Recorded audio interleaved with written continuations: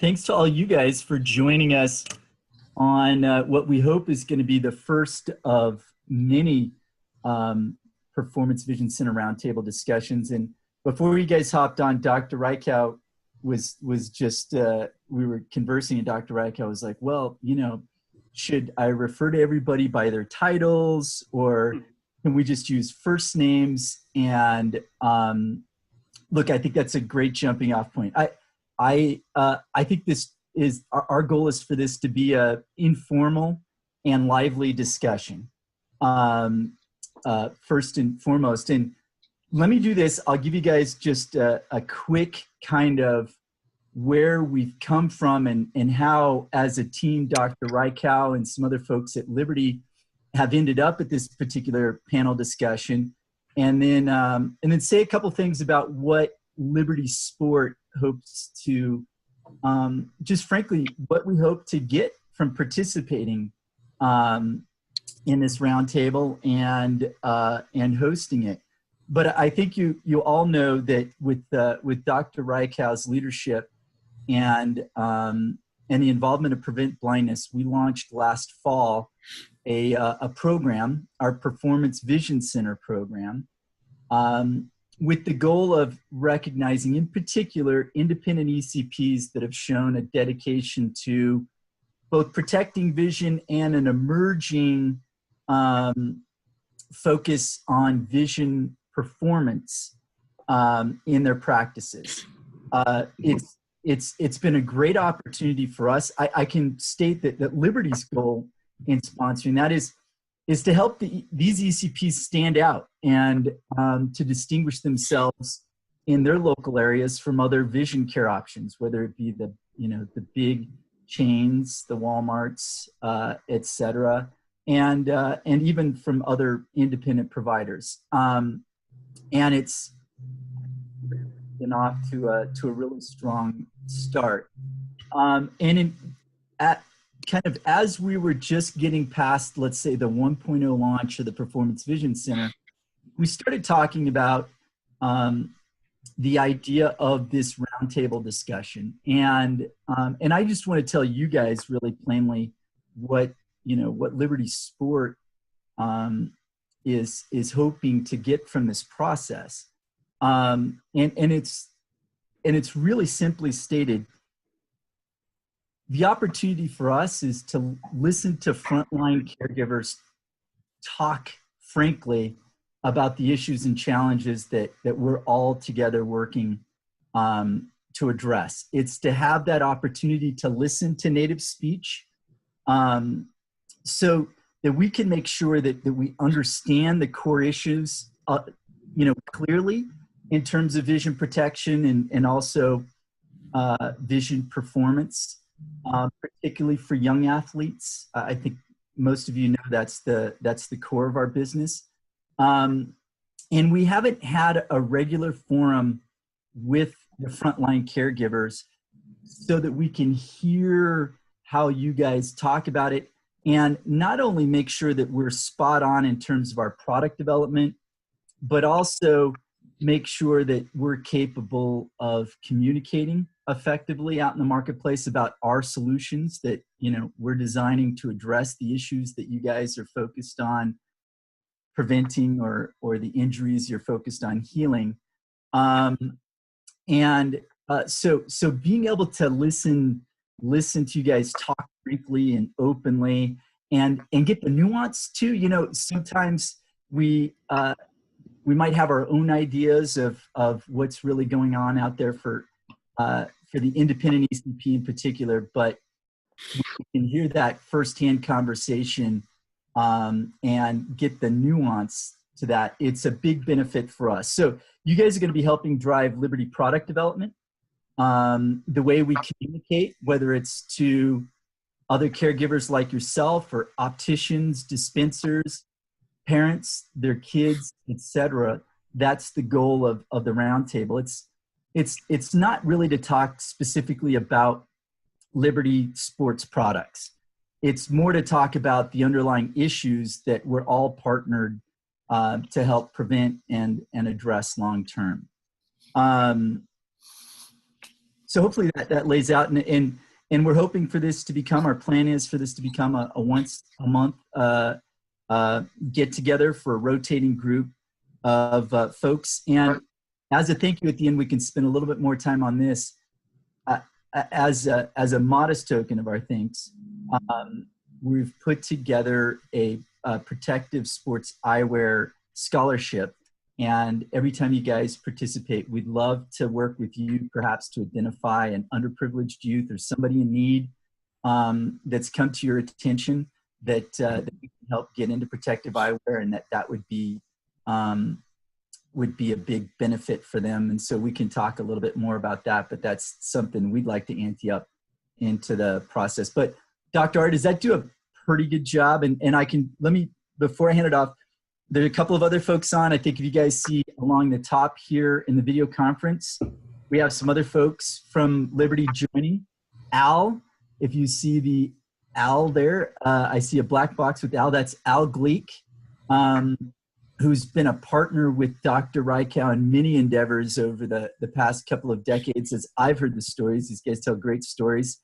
And I think it's fair to say that Al Gleek is one of the leading minds in terms of the lab operations side of our marketplace, and has been critical in helping us build the Liberty Performance Lab. But his CV is deep and long and goes way back. So he's listening in to hear how this conversation goes and see what he can glean.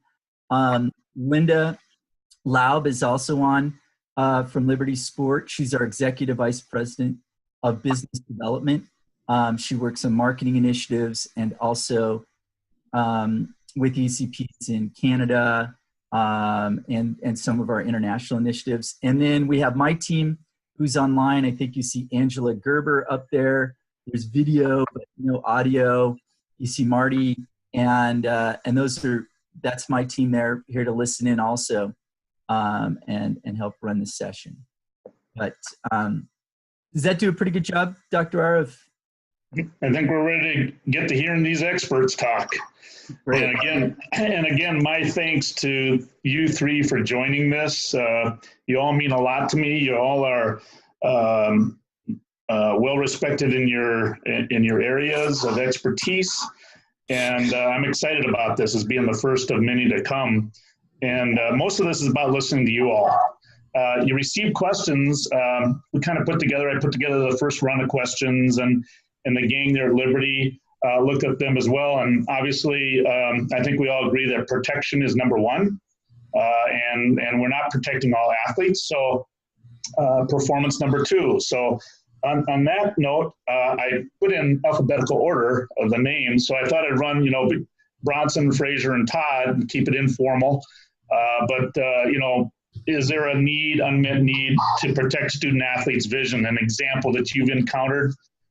Start with you, Bronson, of an athlete that sustained an injury, or you protected from an injury, or and kind of go through each of you three with one example. Al, we talk about athletes. I'm getting a lot of reverberation. Are you guys hearing it too, or is it clear? It's clear now. It was a little reverberation to begin with. So with about 40,000 reported injuries every year, and presumably 90% preventable, we have a lot of work to do. So I can give you a couple examples, and one would be where I've succeeded, and maybe another example where I failed. So maybe a success is I'm the Vision Performance Director for USA Volleyball national teams, and we've had numerous eye injuries. So as far as protection goes, I've had probably 3 athletes who actually wear non-prescription eyewear for protection. And maybe with those 3, that accounts for actually, between the 3 of them, that's 5 Olympic medals. An example where I failed is I also take care of one of the major universities' sports programs here. And I was talking to the training staff and the primary care physician about a couple athletes that were amblyopic. And the first thing he said to me was, so are they wearing sports goggles? And I had them in contacts, and I didn't think about that. So I think that was an area where I just kind of was a light bulb coming on over my head. All right. Yeah. Yep, the amblyopes want to get protection on them. Yeah. And Fraser, how about you? Actually, it's funny. I just had it this weekend. I was coaching my youngest son's U6 soccer game, and there was this young boy. Obviously, he had to be under 6. He fell down. He was wearing his regular glasses, and he fell down right in front of the goal when one of our kids took a shot, and the ball went and hit his glasses directly. Glasses came off. He was holding his eye. No, luckily, nothing bad had happened. But it's a great example of these games are going on all over the country, right? And that's just soccer. There's so many other games, but it's just an inadvertent incident. And had he been wearing protective eyewear, could have just jumped up, no problem, and we wouldn't have to stop the game. He would not have been at risk. So that's one that was just 2 days ago. That was an obvious one. Interestingly enough, the parents actually had him take off his glasses for the rest of the game. Which I thought was good. If you want a second quick one, there was recently a university athlete who was by the batting cages at a visiting other university, and she was just near there. And this is where I think it's not just at play while they're involved with play, but also when they're around the play.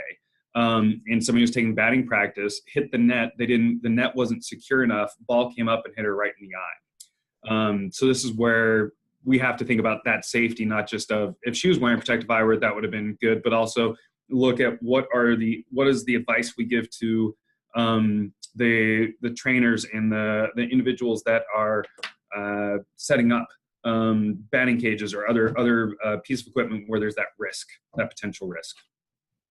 Well, those 2 points are going to lead, after we talk to Todd here, they're going to lead into the next question, which is the dress everyday eyewear. Is it suitable around the house, in recreation, in sport, et cetera?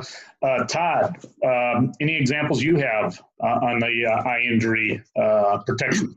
Well, yeah, I work in hockey now, and within our league and the NHL now, it's mandatory for everybody to be wearing some type of a visor on their helmet. I think, everybody in the NHL, there was kind of a grandfather rule for those who came in before a certain time into the NHL, but I think officially everybody's out of that now. But yeah, they want people to be wearing visors, and our whole league does, and it's mandated throughout our league. It's changed. We've changed brands, and there were some specific issues with how it clips into the helmet system. And this new brand, they tried to make this quick release system so it pops out easily, but it made for very weak points at that right at the junction where it clips into the helmet. And we had several incidents where that visor snapped. Luckily, I don't think we had any major. We had a couple of abrasions and stuff around the eye, not really the eye itself, but we immediately kind of went to the league and said, we've got to get rid of this visor and get to a different style. And they did. They, the company shipped us out, a different style, more the pro model. It's just kind of screwed directly into the helmet as opposed to into this kind of quick release clip system that made the lens kind of not very durable right at those clip points. So, that was, an instance where the athletic trainers kind of recognized that, yes, eye protection is important, but it has to be manufactured in a way that is not going to cause any other issues or anything like that. If it, gets smashed, which happens in hockey frequently, you want that thing to be durable enough to not, or to withstand those types of those impacts. Do you, Todd, on your team there, the Spokane Chiefs, do you have any athletes any players this past season that wore a vision correction protective eyewear under the visor? We solved most of that with contact lenses underneath the. That just seems to be the most comfortable for them is, any type of a vision correction. We usually solve with contact lenses. But there are instances where we go to more than just the visor. We go to like a full face shield, for some other facial injuries. So that's kind of our major protective change, because, it's happened, frequently. Those visors only come down to, roughly nose level, and, sticks and things can still kind of get up underneath there. And, one of the biggest things with, athletes, is everything has to pass the mirror test, which is a challenge with, high level athletes, and mine are kind of high school going on professional level athletes. And, it's from mouth guards to vision to anything. If it doesn't pass the mirror test and doesn't look cool, then, that's a big thing, with high school aged kids. It certainly is, and Liberty Sports has been working on that one relative to frames that pass that mirror test, as well as the number one sport impact. Let's go back to Bronson, and talk about a little bit here the typical ophthalmic frame, the prevalence of it, but the risks that are faced by student athletes that are wearing a dress everyday eyewear frame in sport, in recreation, or just, horsing around the house or in the yard, et cetera. So any thoughts on that and the risks that are posed? Well, bottom line, frames are not meant to absorb impact. The mounting's all different. The lens material is not adequate. So definitely they need performance eyewear in addition to their dress eyewear. For performance. So do you make it a point in your practice there when the kids come in, the student athletes, talking to the parents, talking to coaches about, the need not only for that dress everyday eyewear, but the need for a frame and lens combination to be used in sport and recreational activities? We always bring that issue up. But I think definitely there's a lot of room for improvement in how that happens and how they go. And I think it also boils down to education with the optical staff for performance also as well. Okay. And before I head over to Fraser, how do you see Liberty Sport as being able to work with, the eye docs, the trainers, et cetera, on communicating that? Because I remember one, actually was an optometry student, and he was wearing dress everyday eyewear, playing down just a quick pickup game of basketball, and ended up with getting an elbow up here, and he had a laceration all over his nose here, and it required 18 stitches. Wow. But, just thoughts on how Liberty Sport can work together with those that have a specific interest in protecting the student athlete. How could Liberty Sport assist in that effort to spread the word and protect more athletes? Well, I think it starts with education, and I think it has to happen to the general public. We're all aware of the new Think About Your Eyes campaign and how effective it is about, reminding people that they need an eye exam and how incredible the gift of sight is and how the eyes are. And it brings a lot of awareness to that. So maybe something to that regard, maybe even like a public service announcement about protective eyewear and sports and performance. Mm-hmm. Now you have the public a little bit more interested in it. Then I think you now have to get to the primary care optometrists and teach them about it. And so maybe that happens through education, through educational materials. You have the training committee that needs to know about it too. So maybe you need to have lectures for them. And then there's no collaboration between the training community and optometry. Todd's done a fantastic job with that, but I think that there needs to be a little bit more collaboration there.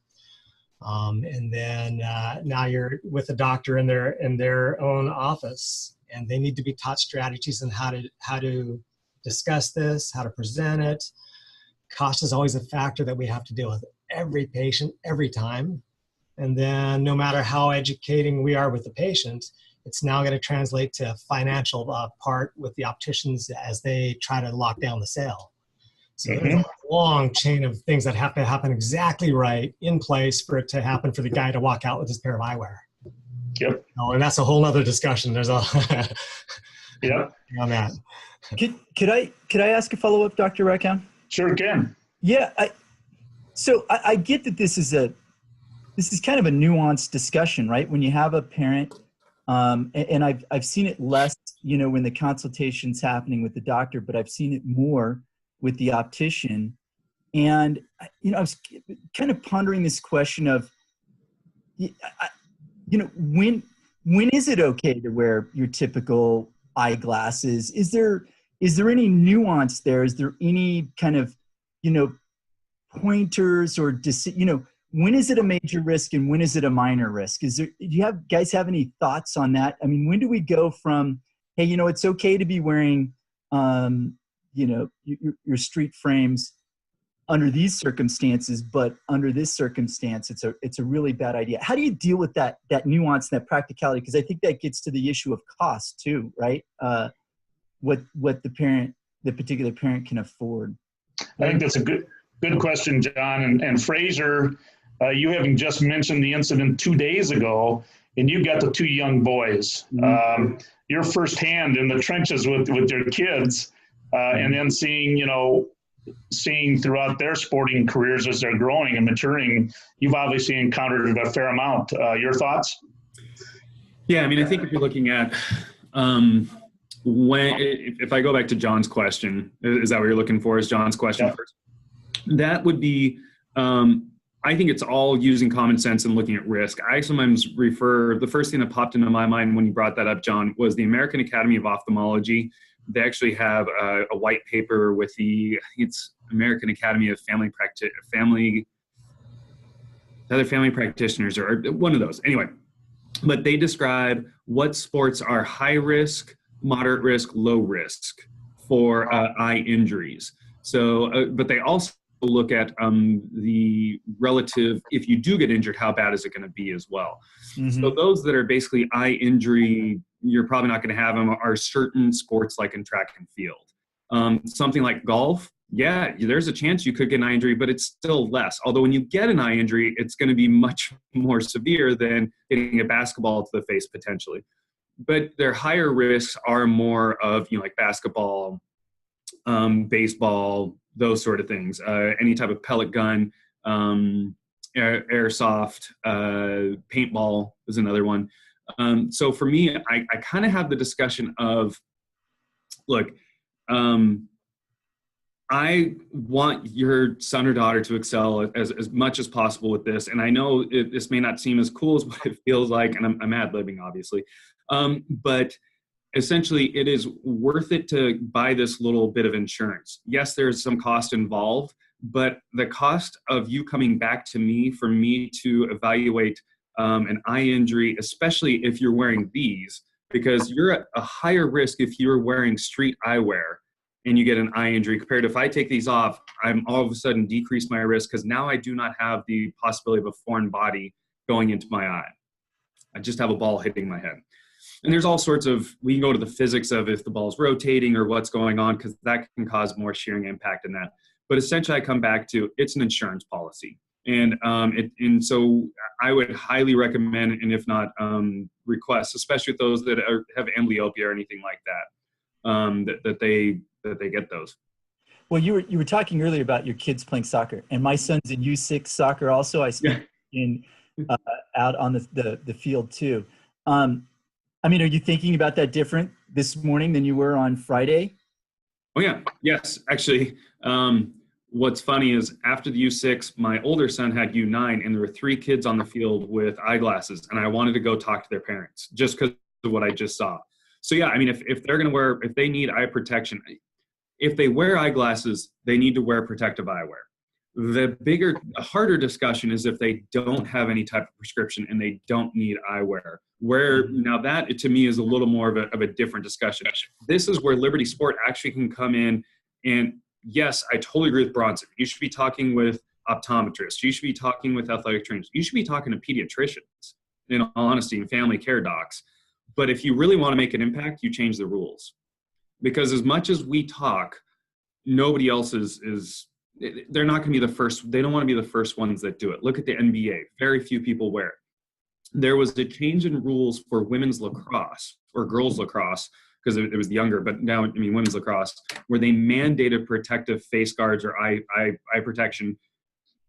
It's been great because everybody's in that same boat. Nobody's different. Everybody has the same expectation. And so if we can change what the rules and regulations are, just like what Todd talked about with face shields, people used to be grandfathered in, they didn't need it. Now they all have to wear it. Everybody's in the same boat. Mm-hmm. So if you can change legislation, now all of a sudden you've protected more people. And now I'm not worried about that discussion of, hey, even though you don't need glasses, you should still wear protective eyewear, because parents don't want to buy that. And those same kids, is there with those type of rules in place and they're raised with protective eyewear, they grow, they become parents, and they likewise, without protective eyewear, they feel vulnerable. The same thing with their kids in the future. They're going to have their kids wearing a protective eyewear. So it grows, but you got to plant the seed, early on. For sure. Yep. And there was legislation in New Jersey that the late Paul Berman really championed that looked at even that initial stuff of if you wear glasses, you have to have protective eyewear when you play organized sports. So even something as minimal as that, Liberty Sport could work with the American Optometric Association to make those changes. And that's going to help us as practitioners, Todd as athletic trainers, coaches, everybody to have that discussion, because now I have an even stronger reason, not just because we obviously care about the child and our patient in the chair, but now we also have legislation that we have to uphold as well. I think, though, it's fair to say that our experience in New Jersey, it's been a mixed bag. Sure. I think it was a success. And while I agree there needs to be a top-down approach, I think there's also a bottom-up approach. The question I would put to you and Dr. Amata, I mean, to the extent that you partner with opticians or dispensers in your practice, what kind of conversations are you having with them? I mean, what in this prescription sits, in the doctor's, office, and what sits, what's happening out at the dispensing table, and are you guys dialoguing about this at all?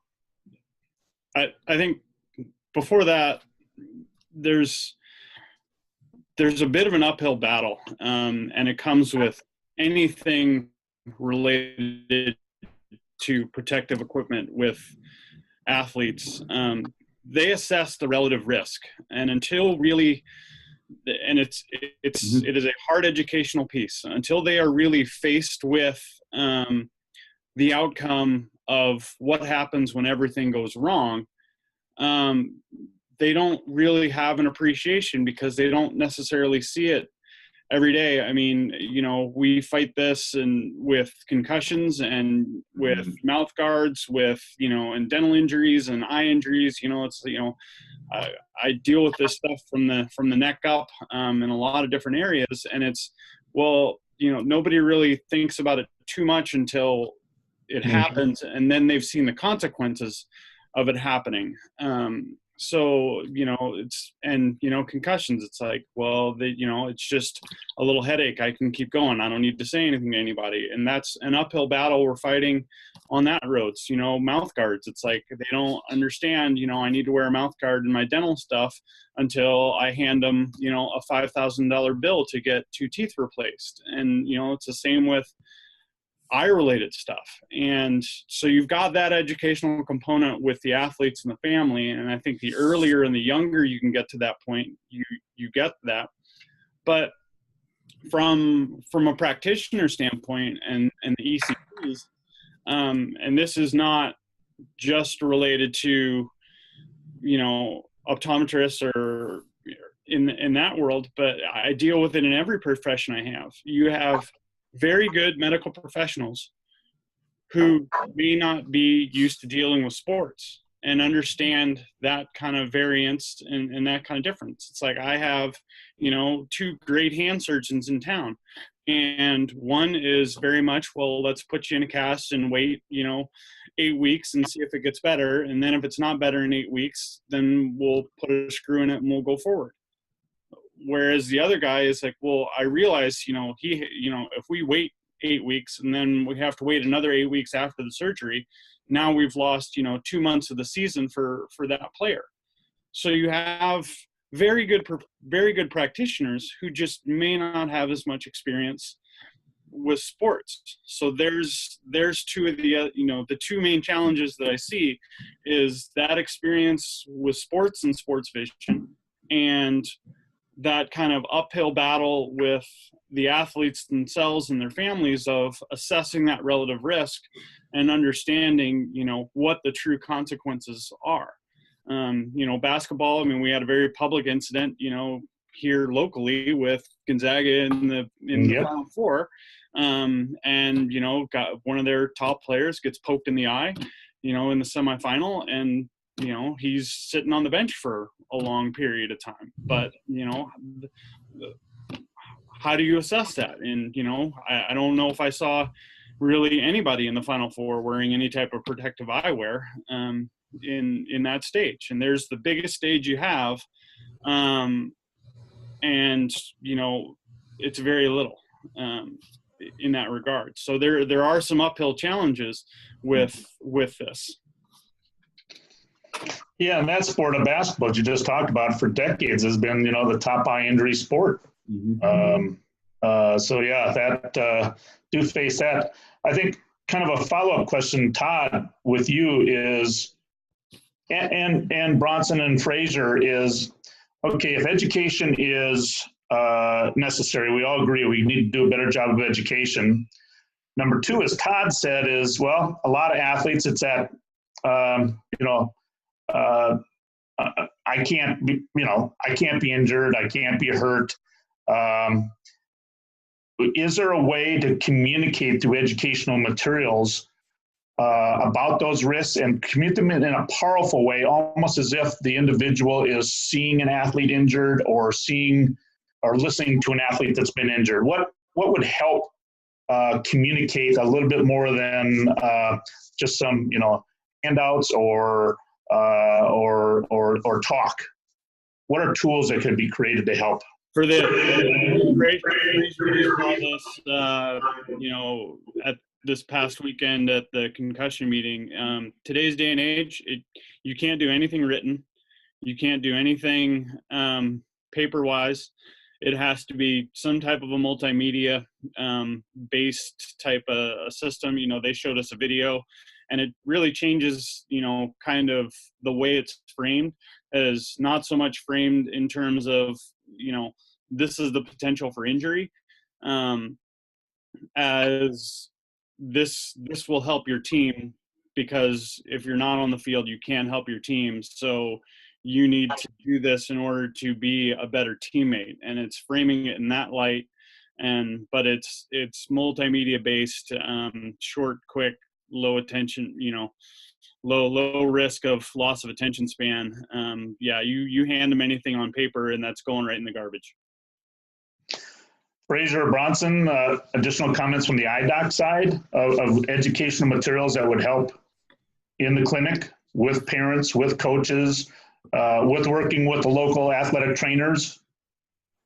Al, I would agree with Todd in that it has to be very concise. Anything on paper does get trashed as soon as they walk out of the office. I think if you could do maybe a website where it's a resource versus just a informational thing about the company. In fact, for COVD, it's the College of Optometrists and Vision Development. The website is so good that doctors feel very confident telling the patients or other doctors, hey, you want to look up this condition? Go to COVD website, you look there, and you'll have all the information you need on that. And there's a doctor locator on that site also. So maybe something like that where you could direct them into a resource where they could learn about the condition, maybe see videos of the condition and treatment plans or just a product that would help for different sports, and a resource that doctors would feel really comfortable, or trainers would feel really comfortable sending the patient to look there. I think we can all agree that seeing images, we're in the vision professions, to seeing images of an eye injury happening or an eye injury that has occurred, and then having that individual being a spokesperson. We're looking at adding someone like that to this panel that has suffered an injury to be able to talk about it. And perhaps that's the way to go, to get something that's there's something to be said, as Todd was saying, very quick, very powerful, about shock value. And even with interns in optometry, as they're learning, you show those pictures of eye injuries and it grabs everyone's attention. Yeah, also going on the road, I think, Todd and Bronson have brought up great points, and I can only support what they're saying, because they're fantastic. They're definitely experts in this field, and so it's wonderful to hear them bring this up. I think that if I was to add one thing, and this may come back to John's question earlier, it also comes back to us. As much as we have to train the athlete, we still have to do a better job of training the optometrist, or average optometrist. And I hate saying average, because I think every optometrist is wonderful, and every ophthalmologist as well. Any eye care provider, we have to have that discussion. So when I give my continuing education lectures, I often ask the attendees, how many of you have a protective eyewear center in your office? Not everybody has one. How many of you have even a tray or a catalog? Yeah, they probably have a catalog, but it doesn't make that difference, right? Looking at a catalog, I don't get a Sears catalog anymore, or JCPenney catalog anymore. But so it's one of those things where I would rather, have them see it. So that way, and this goes back to John's question, I have that discussion in the exam room of why they need to protect their eyes. And then from there, I hand them off to the optician where I can reinforce that. Or for me, with my interns, they can take them down and they can reinforce that, hey, the recommendations were for this, and also this protective eyewear while they're playing.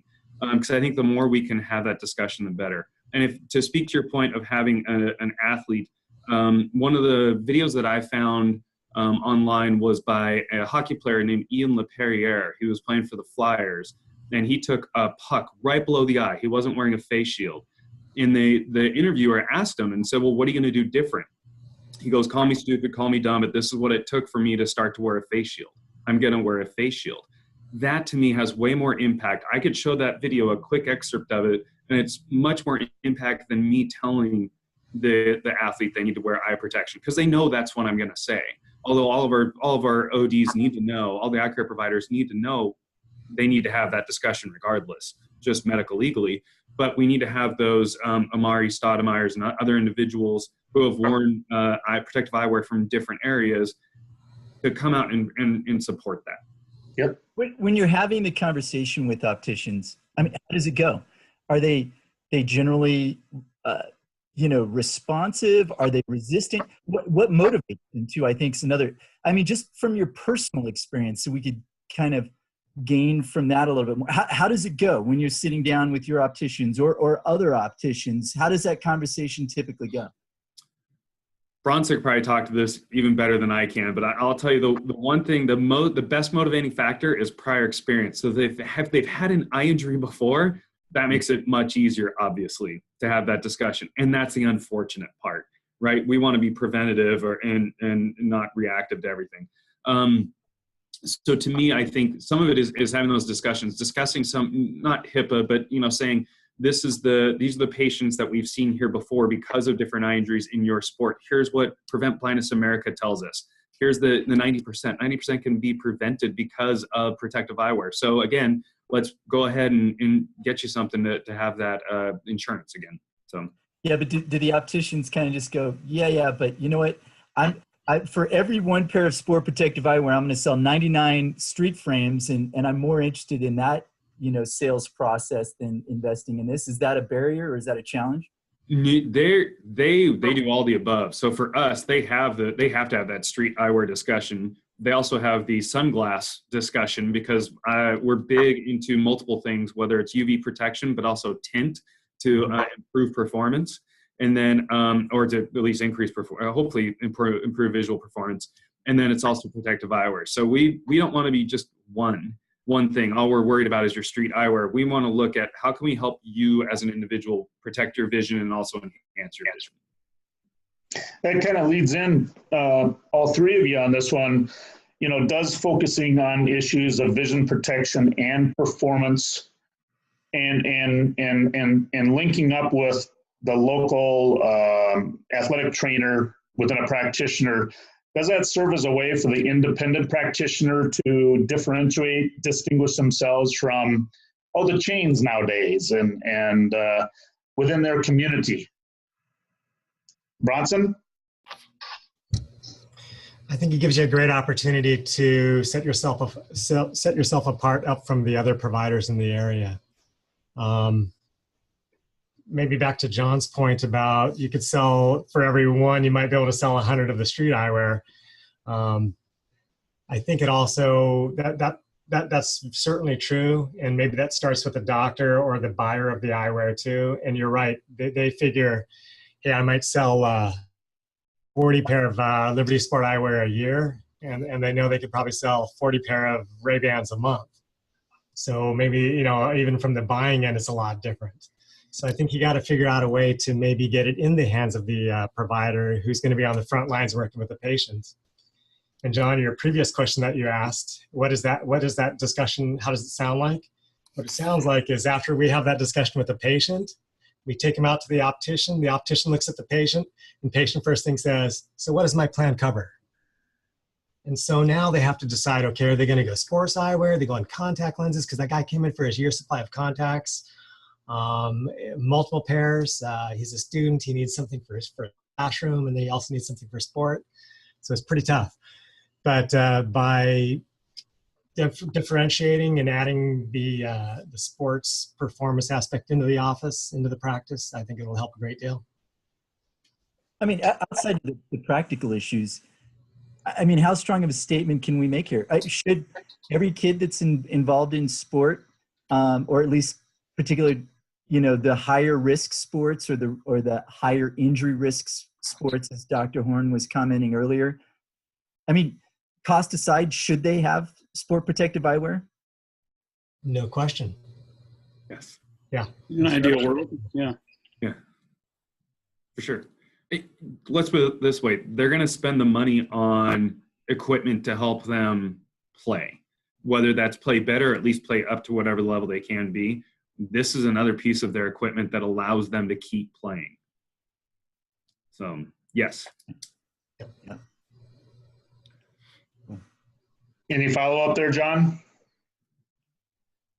No, that was great. I mean, I think we understand they should have it, but they're practical issues. I think, you know, Todd Daniels, as I'm listening to him speak, it also struck me that this, you know, a lot of times the coaches, if they don't need vision correction, is it that they're not very, you know, they're not sensitized to this particular issue? So there's this kind of challenge that it's not needed by everybody. Because the thing that just struck me is Dr. Horn saying, I mean, I was almost imputing, you know, if you're going to go spend a couple $100 on pads and a new hockey stick, are the right, you know, eyeglasses going to improve your performance substantially also? But it doesn't seem like we think of those things in the same way, right? Like you're going to.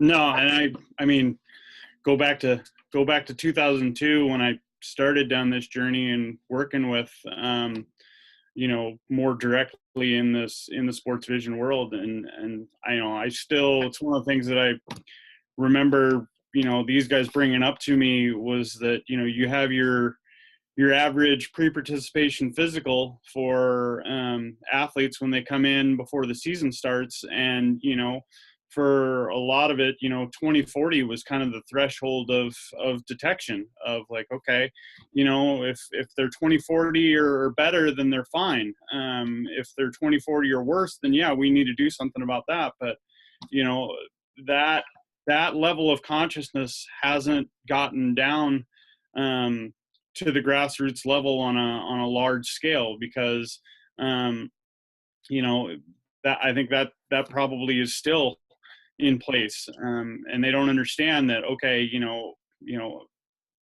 you need to be, you know, elite level athletes are seeing better than 20/20, and you need to be balanced left and right because that's going to change your depth perception.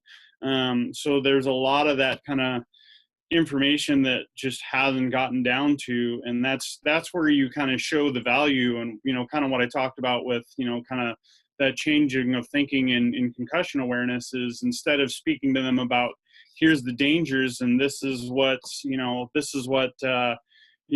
seventh ring of hell looks like, it's no, you know, where can we get to with the seventh, you know, ring of paradise in terms of, your vision is here, but we can take it to here with some minor corrections. And then it's being able to sell that value of, okay, you're going to spend $250 on a new hockey stick, or you're going to spend, $200 on contact lenses, or, whatever, eyewear correction that you're needed.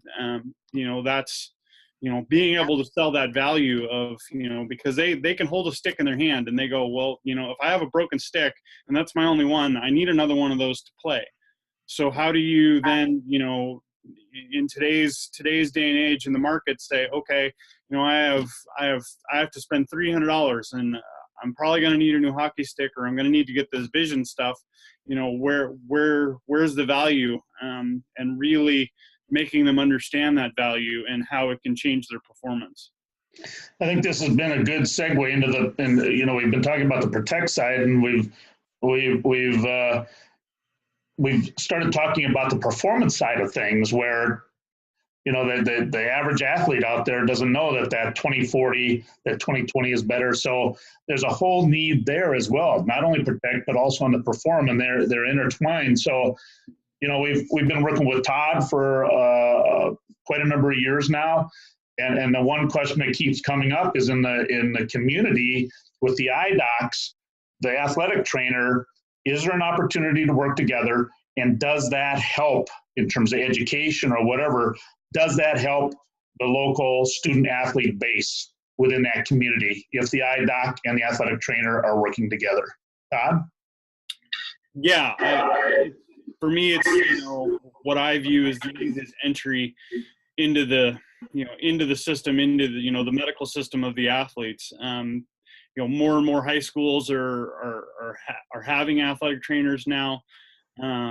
Texas, 8 or 9 years ago was one of the first states to actually mandate that every high school had to have an athletic trainer on staff. And I think there's more states that are starting to come by that.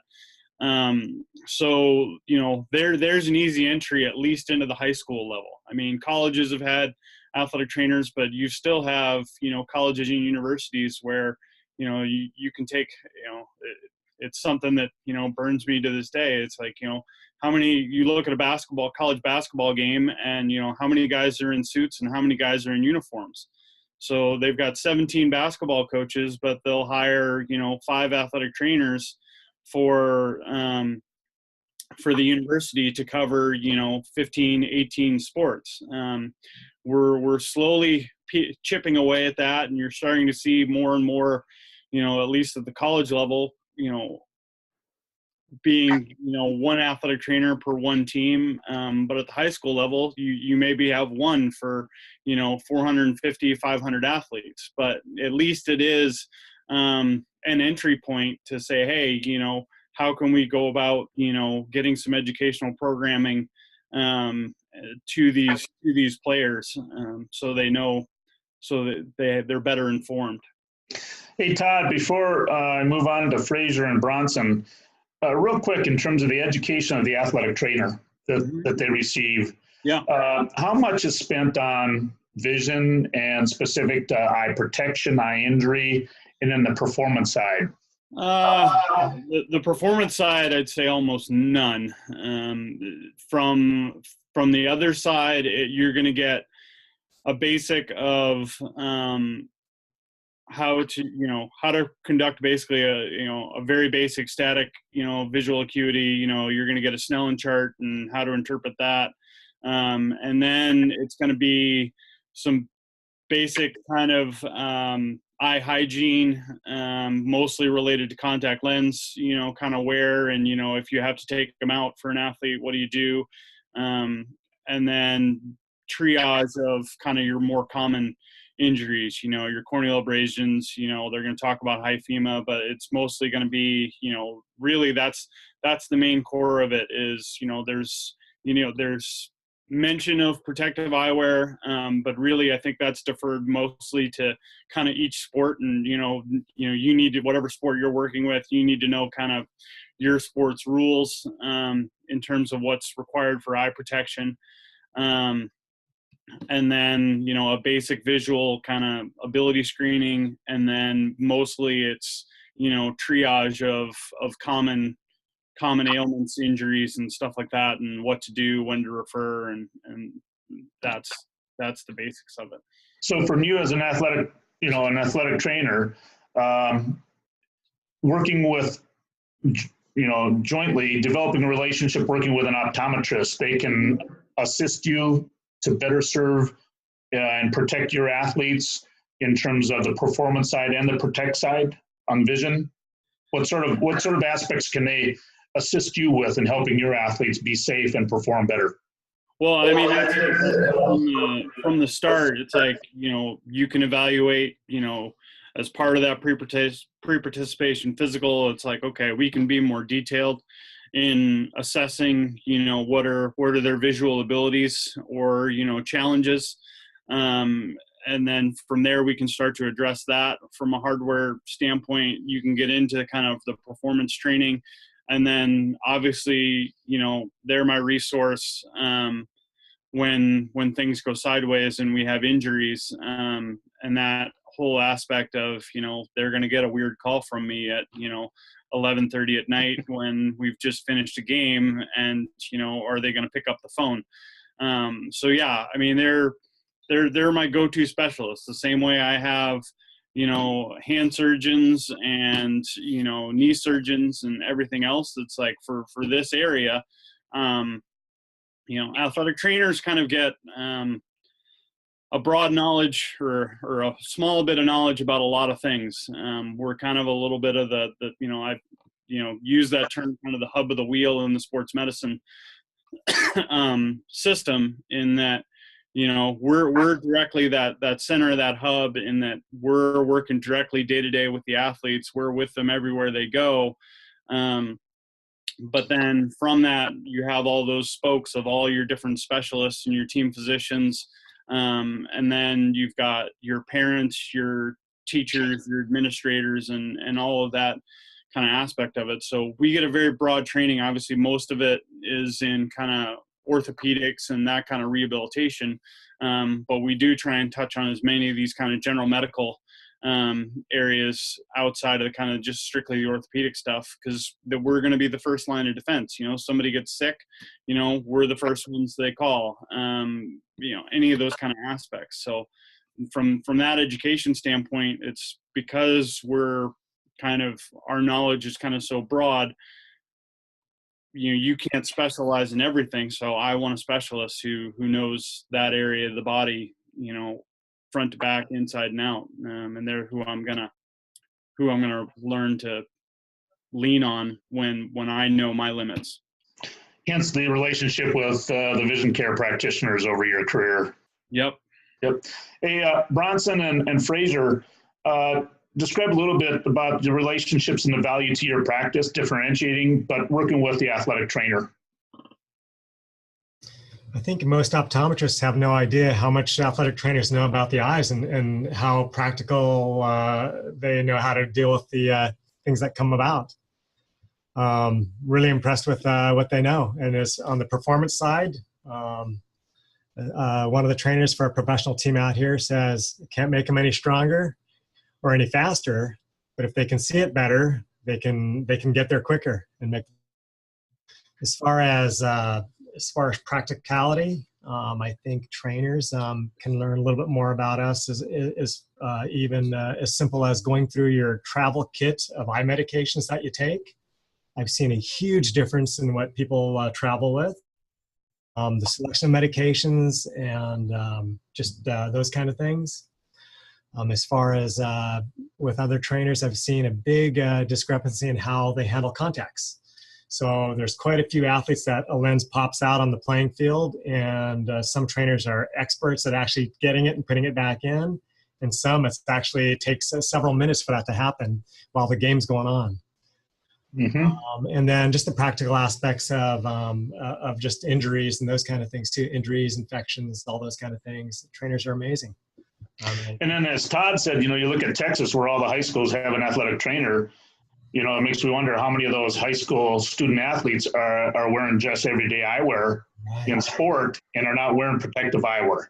Right. And I think that's a relationship between the eye doc and the athletic trainer working together to go, what's the best way we can protect and then help to perform. Yeah. Hey, Fraser, how about you in your career working with athletic trainers? They've been great. I was introduced to a really great one near the beginning of my career, which was Todd Daniel. So that made that, the bar was pretty high to start with. But for me, it is the only way that I can actually work with athletes is with an athletic trainer, in all honesty. In the fact of I could probably do it alone, but it would be way more difficult, especially when you get to that higher level athlete, once you get from collegiate to professional. So, because they are often the ones I can prescribe something and then talk to the trainer and they will follow up to make sure that it actually occurs. They're almost the enforcer. So they have so many hats. So I agree with Bronson. I mean, they have a lot they have to learn, and part of that's because, just like what Todd outlined, they have a lot on their plate as it is. Everything from preparation, practice preparation, injury triage, concussion triage. I mean, it's brutal. So anything that we can do to help them ultimately also helps the eye care provider. I work with our athletic trainers, but all our athletic trainers here at Pacific, where they can email me or text me anytime. And if they're on the road, I can help them triage. I can get them to my colleagues that are in wherever they're traveling to. And then I have a good relationship with them where we can talk through performance or preventative measures. So they have it to where we screen a lot of their athletes. We make recommendations. There was one student who was a football player who had multiple concussions, and it turns out he was an uncorrected, he had a bunch of ANSO and really nearsighted, a lot of astigmatism, and just really struggled, especially at nighttime. So it made sense.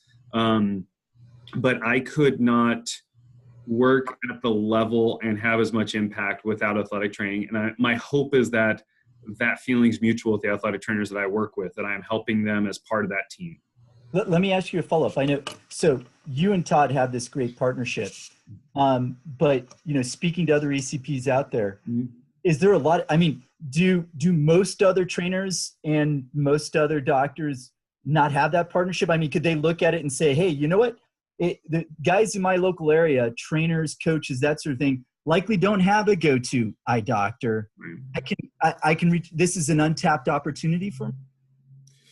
Yeah, I would say for me, and I should clarify, I'm not working with Todd directly right now, although we interact quite a bit and do a lot of discussion, so consult with each other on quite a bit of things.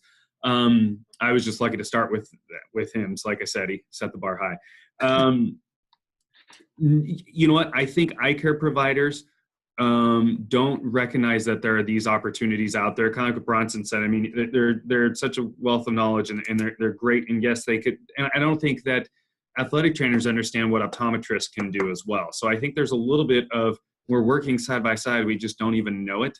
And so when I get eye care providers that say, hey, I want to go work with a college team or a high school team, my first response is, well, who have you talked with? And often they say, oh, I went to the coach.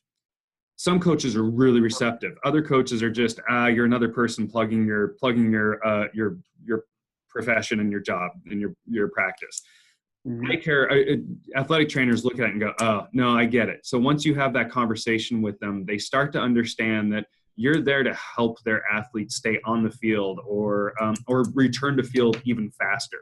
And that's huge. I've done clinics with the trainers here where we do contact lens application and removal. We've done other things with them, and that just helps strengthen that bond. But yeah, they don't recognize the opportunities that are there. And I'll bag on my own profession a little bit. Just in general, not even with the eye related stuff. I mean, we're still in a lot of ways an emerging profession. Obviously, the R value hasn't, the higher up you get, the more likelihood there is that there is a relationship between the athletic trainer and an eye care professional. So, at the elite level, your college, most colleges, I would say, or your high level Division I colleges, and then, professional sports, yeah, there's going to be, in in that phone list, there's going to be an eye care professional. How much daily interaction they have can still be questionable, because it's what's that value, but for sure they're going to have somebody they're going to refer for injuries and the like. But where you get into that performance aspect, I think that's still quite a bit of an untapped market. But then the farther you go down into lower level colleges, into high school ranks, and then beyond into youth sports, there aren't that relationship, and maybe that's where it needs to be more, because that's where that education piece can start right from the beginning, is getting that message out early. But athletic training is still in its own ways, emerging and trying to, carve our stake. I think, when I got into athletic training, it wasn't really until I got to college. We didn't have an athletic trainer when I went to high school. I started college as being pre-med, and then as a Division I athlete, got exposed to athletic training for the first time in my life. And it was like, oh, well, this is kind of along the lines of what I want to do, and just learn more about it. So, we're still trying to educate ourselves, and I bag on our own. We've had 2 different studies that have looked at whether or not we should change our name from athletic trainer to something like athletic therapist, which Canada has done. And to me, that makes a lot of sense, because trainer is confused with everything that's out there. It could be somebody who works at Gold's Gym and went to a weekend conference, and now they're a personal trainer. So and we bash our heads against the wall, I think, as a profession, trying to get people to use the right terminology. And it's like, well, that's the terminology we've created. So, we've got to, take our own licks here. So there's an education piece for my own profession as well. We're up against the end of the clock here, and I'd like to throw out one more question. You saw the list that I'd sent around, but each one of you on the call here deals with budgets, deal with limited resources. So the question, I looked at this from a practical standpoint, having been on the AOA Sports Vision section and dealing with corporate sponsors and the section activities. And, as you know, corporations must wisely identify best uses of those limited resources they have. And specific to the discipline of sports vision, I've encountered corporations that have financially supported the AOA Sports Vision section, and they voice their frustration not seeing a measurable return on that investment, or how they could track the effects, et cetera. So my question to each of you, and I know this is kind of a broad question, but why and how would it be wise and of value to Liberty Sport to support the needs and the opportunities of what we've discussed today? And I'll start with you, Todd, and then I'll transition over to Bronson and Fraser. You've been involved in this with the AOA Sports Vision section, a representative liaison with National Athletic Trainers Association, kind of banging the head against the wall, trying to develop that. Well, so how do you see that? I think you're right. There is, and obviously I think it's endemic of a lot of the things I've said. The higher up you are in sports, the more resources that are available to you, but where those resources are better needed is down lower at the grassroots and kind of youth level. And that's an area where I think somebody like Liberty Sports could better inject themselves into the process, is getting the message out, and supporting it at the grassroots level, so that message carries all the way up through to when they already are an elite athlete. I think it's a typical problem. Is like, the more resources people have, like, the more stuff gets handed to them for free. And maybe we should flip that around a little bit. And it's, how can we get things and resources to the people who actually need it the most and don't have the resources to get it themselves? Mm-hmm. Fraser, thoughts? You've been working with Todd and NATA. You've spoken at the NATA, and been on the AOA Sports Vision Section board and been dealing with this quite a while in terms of corporate support and how to better help student athletes in protection and performance. Thoughts? Yeah, I mean, I think sometimes the AOA Sports Vision Section has done well with what they've had to, with what they've been able to do. I think that there are other areas, whether it's going to, there's the associations of schools and colleges of optometry, where you might be able to plug in with them, and that's the way to get to optometry students. So that way they're aware of it. You might be able to plug into all the different optometry schools. I think that just looking at, you know, whether it's National Athletic Trainers Association, whether it's SHAPE, which is the Society of Health and Physical Educators. And I see those, I've lectured at the local ones for that. And those are normally your health and PE teachers that are in the high school and younger athletes. So they may be another good avenue. So I think it's sometimes identifying maybe a little more of those grassroots and then getting those people who have, I hate the saying, but kind of drank the Kool-Aid and are willing to talk about it, because I think they're going to be your biggest proponents. And sometimes just getting that access out there. All the schools and colleges of optometry basically have a sports vision club now. So it might be contacting them. I'm sure athletic trainers, you can do the same within their programs. So I think there are multiple ways to put in, and I think it makes that, it makes a difference and it helps everyone, right? So ultimately it's another piece of equipment that can help an athlete stay on the field. And so at the end of the day, if you've done what you can by educating the key players, then I think you're going about it the right direction. Very sound words. Bronson, thoughts? So more kids in America are playing organized sports than ever before. So really it's just a matter of how this gets done. I think something similar to the Think About Your Eyes program, it would be really valuable. It would be a good use of money where you're creating awareness to the public. Public service announcements would also be great.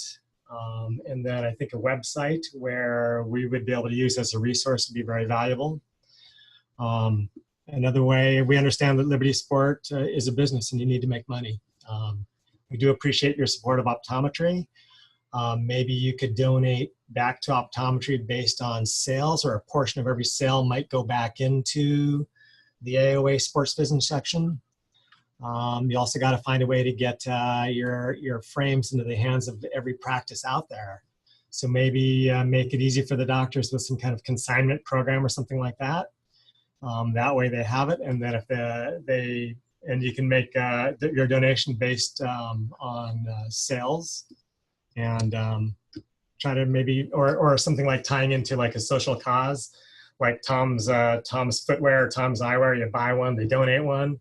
Something like that. That would be also benefiting Liberty Sport and the profession of optometry. One other question that I have for you: this panel and you three have been outstanding. I strongly recommended the three of you, and I'm glad you graciously volunteered.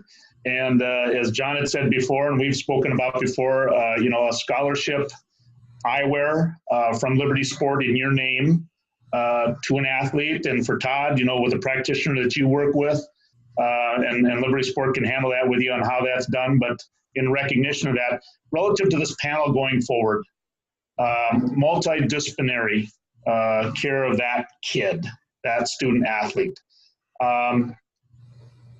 Do you see this as a good opportunity, not only with the platform we're doing right now, but whether it's at NATA conferences to have a panel discussion, the AOA, to have a panel discussion of different individuals or groups or experts on a panel, or through webinars, whatever, to talk about the protect and perform of vision? Bronson? I heard a yes from Fraser. Yeah. Yes, I agree with I agree with everything there. And I think even, I think Todd mentioned earlier that getting the primary care physician who's a sports medicine provider, like our pediatrician, would be really valuable too. That was Fraser. That wasn't me. Smarter than I am. Todd texted it to me. Yeah. Hey, Dr. Reichow, would you mind if I interjected one last question? I think kind of follows the discussion we were just having. Absolutely.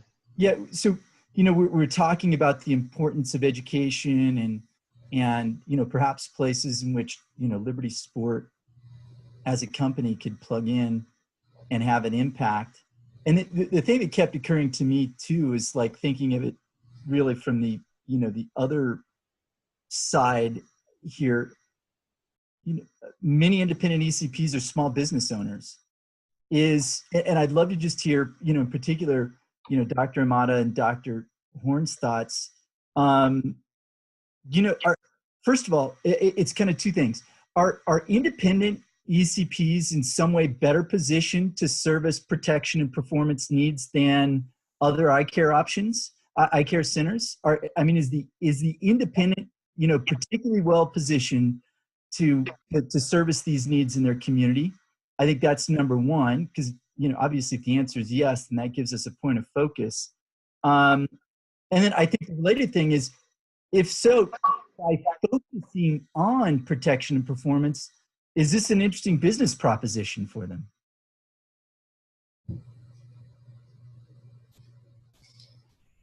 Go ahead, Bronson, if you want. I can answer that, John. So, John, it is an interesting business proposition. And maybe the advantage of a private practitioner is that we're pretty agile and we can make adjustments pretty quickly.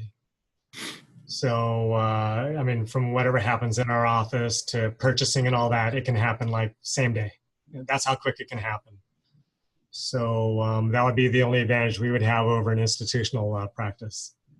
Is it even as you're talking to your peers out there, is this a focus that you end up recommending to them if they don't have that as part of their practice? Is that a conversation that happens often, or?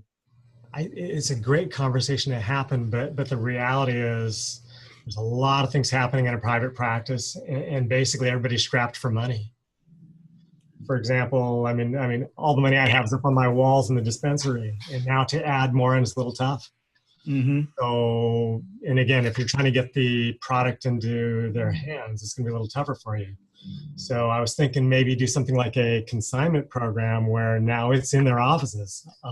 You can target specific areas of the country or wherever you want to start out and hit some of the bigger practices and maybe drop in a selection of 20 frames and maybe 3-month promotion and see how many they can sell. And at the end of 3 months, whatever they sold, they pay for, and either they keep it or they send it back. Then you can just repopulate those and you can get that next kit out to the next doctor. And I would tell you a lot after they saw the sell-through. I think a pre-participation physical is kind of an easy way to, generate business, because it's like, okay, if you're an eye care professional and you're trying to build your practice or whatever, and it's okay, I'm going to hook up with a local high school and volunteer to come down and give kind of free eye exams as part of their pre-participation physical process. It's how many, so how many people are going to need to be referred to your office, for follow-up. And now you've just, so you've screened, 200 new athletes and, 50 of them need some type of correction. Well, now you've just gained 50 new patients in your office, and hopefully a relationship with the high school and the athletic trainer. That's an awesome idea. And that's one that we had discussed and we were building into some of our programs. Let me go to Dr. Horn and get the same thing. Are independents particularly well positioned to service this opportunity of protection and performance? And is it a good idea for them as business people? So I think interesting when you say independents, because even those that are working in a mall are independent doctors of optometry. They just don't have any say over their dispensary or their optical. And I think the one thing is often those, not always, but sometimes those become private practitioners. Mm-hmm. So I think sometimes, sometimes it's that business model for some of the students that have a huge amount of debt load. That may be that opportunity to go back to their home state, and it may be with a retail, and then eventually they move on to something else. So I think you still have the opportunity to educate those players or those providers, even though you may not be giving them, kind of like what Bronson brought up, you may not be able to do that consignment, but you can still at least somehow get to them, whether it's local societies or their state affiliate. But as far as private practitioners that are in a group practice or their own solo practice, yes, I think they're definitely set up easier because they have more control over their frame board. And is it an interesting business venture? I agree with Bronson. It's all about financial. So I think that if they already have a relationship with an athletic trainer, I think it's a no-brainer. I think that's easy for them. If they are sitting there and going, I don't even know what sports vision is or how I can help athletes, then I don't think they can give up that frame space as easily because they just haven't thought through that whole process yet. It's not that they don't know it, they don't see the value in it. It just maybe it's all retail space, right? It's all, what am I going to give the percentage to what? And an interesting thought, actually, when you brought that up, was most colleges, so this is me putting on my educator hat and administrator hat, a lot of them have like a private practice club and a practice management club. So that's another where these students may actually be going to retail, but eventually go to a private practice, and they're trying to help them. They bring in practitioners to discuss exactly this, how to manage your frame board, other opportunities that are out there. Because I think the more that they see that near the beginning, just like what Todd's saying, if our athletes see some of that during a pre-participation physical and they're referred, now we've just made a huge difference in that athlete's performance. And that's also an opportunity to make that touch point for the protection and performance. So I think there are many ways you can do it, but yes, I think it could be a good business venture, especially for those that already have something kind of set up. Good, thanks. Yes. So I think this brings us to a conclusion, and I want to extend my sincere thanks to you three good friends. Very well respected, and certainly well respected by myself. I greatly appreciate you volunteering to participate in this first panel.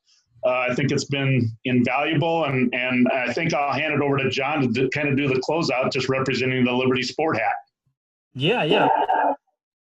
Thanks to our good session, although I'm getting feedback right now. So part of this was just to see if we could get this to work technically. It seemed like it went okay. I think we had a few bugs here and there, but thank you for taking some time out of your busy days. And we as a team will follow back up with each of you, with the scholarship opportunity. And I'm going to be frank, this is our first time doing this, so we're gonna handhold it as a team to try to get it all through smoothly and figure out how we might grant these scholarships in the future. So we'll follow up on that, and then I think as Dr. Reichow said, we're hoping to have these discussions on a periodic basis, monthly or so, and hopefully you guys are willing to participate again in the future, and we can start to win-to-win and maybe explore particular issues in more depth in further sessions. But this is a great kickoff for us, and thank you again. Thank you. Thank you, guys. Appreciate it very much. Yep. Thank you. Take care.